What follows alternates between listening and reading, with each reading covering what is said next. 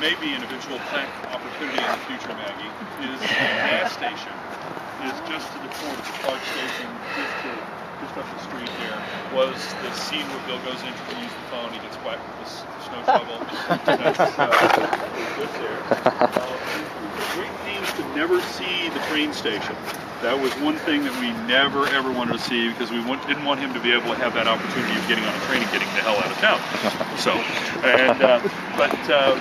you may recognize the bowling alley, where across the street, and where the wonderful sober driving methods were employed.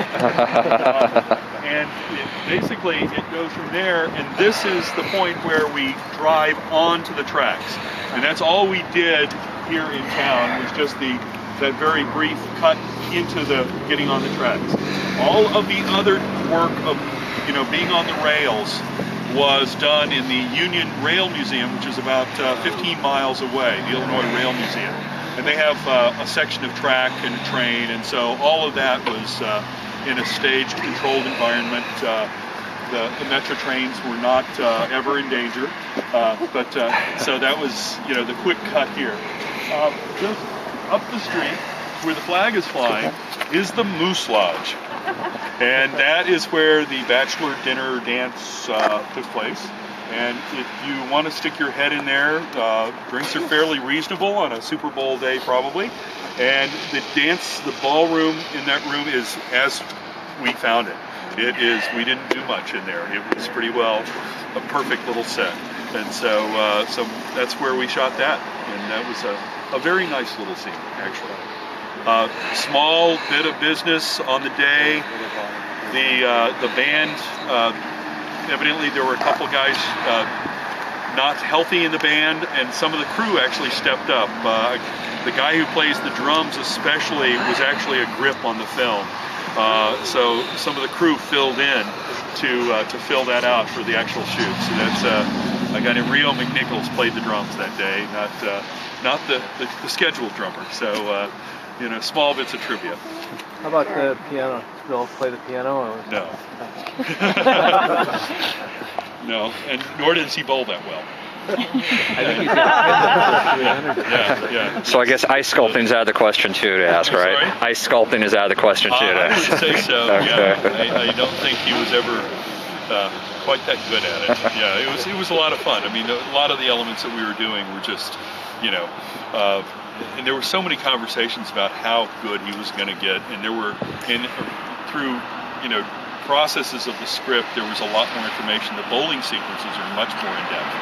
Originally we were going to shoot bowling, and that was going to be one of the elements, but and there was also several scenes that were eliminated before we started shooting. There was a bank robbery scene that was him walking in with dynamite strapped on, Uzis, and we were going to do the bank. None of the banks in town really worked for us. We were actually going to do it in a bank in Harvard, up the road.